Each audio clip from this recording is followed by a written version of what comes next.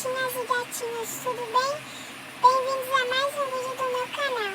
Hoje vai ser um vídeo de eu brincando com a minha bolinha. Bem, então antes de começar o vídeo, já deixa o seu like, se inscreve no canal e ativa o sininho de notificações para não perder nenhum vídeo novo aqui no canal.